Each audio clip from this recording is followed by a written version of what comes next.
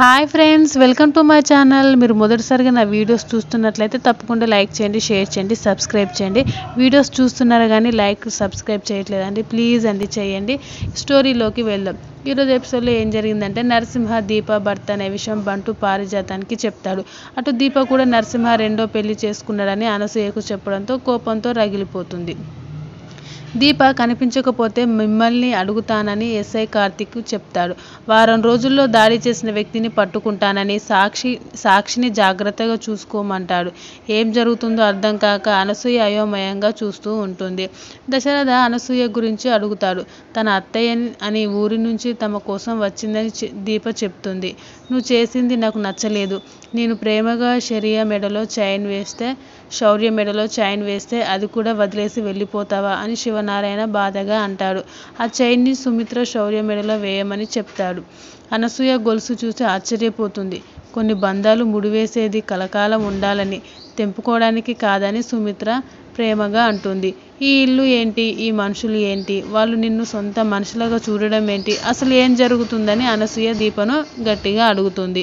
2 రోజుల్లో వస్తానని చెప్పి అసలు రాలేదు, కనీసం ఫోన్ కూడా చేయలేదు. ఇక్కడ ఇన్ని భోగాలు అంటే ఎందుకు వస్తావని అనసూయ నోరు పారేసుకుంటూ ఉంటుంది. బంటు పారిజాతం దగ్గరకు వస్తాడు. నగలు ఏమీ లేకుండా బీదరాలుగా పారిజాతం ఉండడం చూసి తనని అమ్మమ్మ గారు అని పిలుస్తాడు. మా అమ్మగారు ఎక్కడని ఉంటారు? పారిజాతం ఫైర్ అవుతుంది.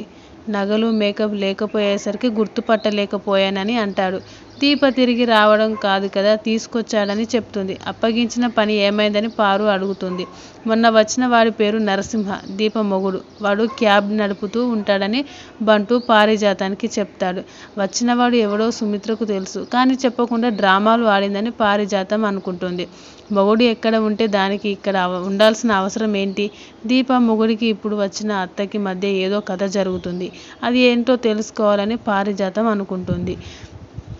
నరసింహ కనిపించాడా అని అనసూయ దీపని అడుగుతుంది. దీప విషయం చెప్పకుండా దాటవేయాలని చూస్తుంది. దీంతో అనసూయ నోటికి పని చెప్తుంది.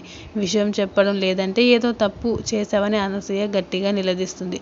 అవును, తప్పు చేశాను. నీ కొడుకుతో పెళ్లి అనగానే తల వంచుకొని తప్పు చేశాను. అందుకు ఈరోజు ఏడుస్తున్నాను. నీకు కొడుకు ఉన్నాడు, కానీ నాకు భర్త ఉన్నా లేనట్టే అవుతుంది. నరసింహ ఏమన్నాడు, కొట్టాడా అని అడుగుతుంది. దీప బాగా ఏడుస్తుంది. నరసింహ రెండో పెళ్లి చేసుకున్నాడని చెప్తుంది. నువ్వెందుకు ఊరుకున్నావని అంటుంది. నాకెందుకు అన్యాయం చేశావని నిలదీసి అడగాలని చెప్తుంది. కట్టుకున్న వాడికి ఉంచుకున్న దానికి తేడా తెలియాలని మనిషితో ఏం మాట్లాడాలి? అతనికి భార్య, కూతురు, తల్లి ఎవరు అవసరం లేదు.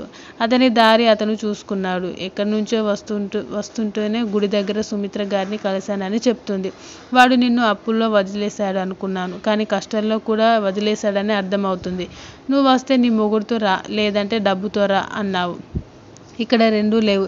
ఎక్కడికైనా దూరంగా వెళ్ళాలని అనుకున్నాను. అప్పుల వాళ్ళకి సమాధానం చెప్పుకోవడానికి ఊరికి బయలుదేరానని చెప్తుంది. సమాధానం చెప్పడానికి అక్కడ మనకు ఏమీ మిగల్లేదు.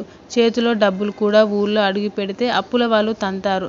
వారం రోజుల టైం పెట్టారు. డబ్బులు కడితే ఇల్లు ఉంటుంది, లేదంటే ఉండదని అనసూయ బాధపడుతూ ఉంటుంది.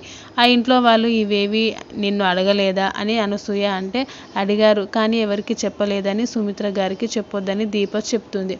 అప్పుడే వెనుక సుమిత్ర ఉంటుంది. కాంచనకు తన భర్త పేరుగా ప్రేమగా అన్నం తినిపిస్తూ ఉంటుంది. కార్తిక్ ఇంటికి వస్తాడు. ఊరు వెళ్ళిపోతున్న ఆడవాళ్ళని వెనక్కి తీసుకొస్తున్నారట, బాధ్యత కూడా తీసుకున్నారట కదని కార్తిక్ తండ్రి సెటైర్గా మాట్లాడతాడు. అంతటితో సీరియల్ ముగింపు. Thanks for watching this video. Please subscribe my channel.